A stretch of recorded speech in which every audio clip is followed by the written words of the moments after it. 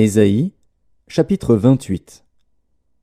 Malheur à la couronne superbe des ivrognes d'Éphraïm, à la fleur fanée, qui fait l'éclat de sa parure, sur la cime de la fertile vallée de ceux qui s'enivrent.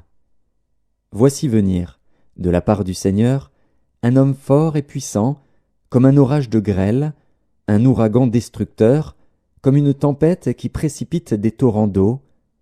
Il la fait tomber en terre avec violence. Elle sera foulée aux pieds, la couronne superbe des ivrognes d'Éphraïm. Et la fleur fanée, qui fait l'éclat de sa parure, sur la cime de la fertile vallée, sera comme une figue hâtive qu'on aperçoit avant la récolte, et qui, à peine dans la main, est aussitôt avalée. En ce jour, l'Éternel des armées sera une couronne éclatante et une parure magnifique pour le reste de son peuple, un esprit de justice pour celui qui est assis au siège de la justice, et une force pour ceux qui repoussent l'ennemi jusqu'à ses portes. Mais eux aussi, ils chancellent dans le vin, et les boissons fortes leur donnent des vertiges.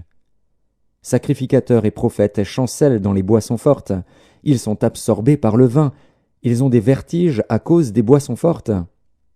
Ils chancellent en prophétisant, ils vacillent en rendant la justice. Toutes les tables sont pleines de vomissements, d'ordures. Il n'y a plus de place. À qui veut-on enseigner la sagesse? À qui veut-on donner des leçons? Est-ce à des enfants qui viennent d'être sevrés, qui viennent de quitter la mamelle? Car c'est précepte sur précepte, précepte sur précepte, règle sur règle, règle sur règle, un peu ici, un peu là. Eh bien, c'est par des hommes aux lèvres balbutiantes et au langage barbare que l'Éternel parlera à ce peuple. Il lui disait, « Voici le repos, laissez reposer celui qui est fatigué. Voici le lieu du repos. » Mais ils n'ont point voulu écouter.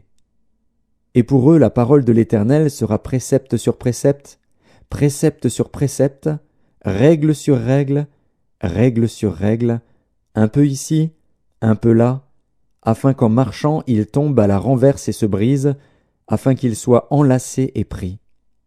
Écoutez donc la parole de l'Éternel, moqueurs, vous qui dominez sur ce peuple de Jérusalem. Vous dites, « Nous avons fait une alliance avec la mort, nous avons fait un pacte avec le séjour des morts. Quand le fléau débordé passera, il ne nous atteindra pas, car nous avons la fausseté pour refuge et le mensonge pour abri. C'est pourquoi ainsi parle le Seigneur, l'Éternel. Voici, j'ai mis pour fondement en Sion une pierre éprouvée, une pierre angulaire de prix, solidement posée.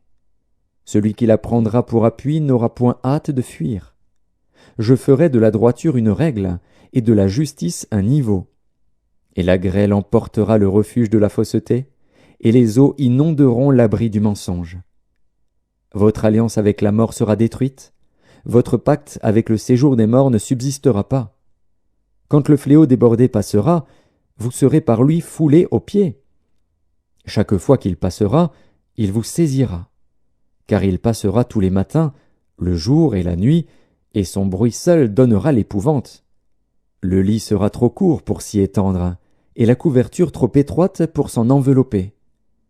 Car l'Éternel se lèvera comme à la montagne de Pératsim, il s'irritera comme dans la vallée de Gabaon, pour faire son œuvre étrange, pour exécuter son travail inouï.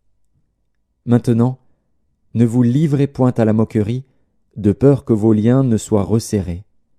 Car la destruction de tout le pays est résolue. Je l'ai appris du Seigneur, de l'Éternel des armées. Prêtez l'oreille et écoutez ma voix. Soyez attentifs et écoutez ma parole. Celui qui laboure pour semer laboure-t-il toujours? Ouvre-t-il et brise-t-il toujours son terrain? N'est-ce pas après en avoir aplani la surface qu'il répand de la nielle et sème du cumin? Qu'il met le froment par rangées, l'orge à une place marquée, et l'épeautre sur les bords?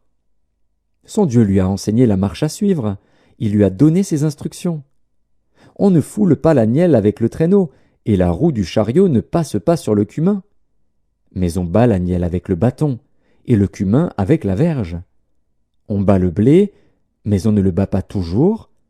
On y pousse la roue du chariot et les chevaux, mais on ne l'écrase pas. Cela aussi vient de l'Éternel des armées. Admirable est son conseil, et grande est sa sagesse.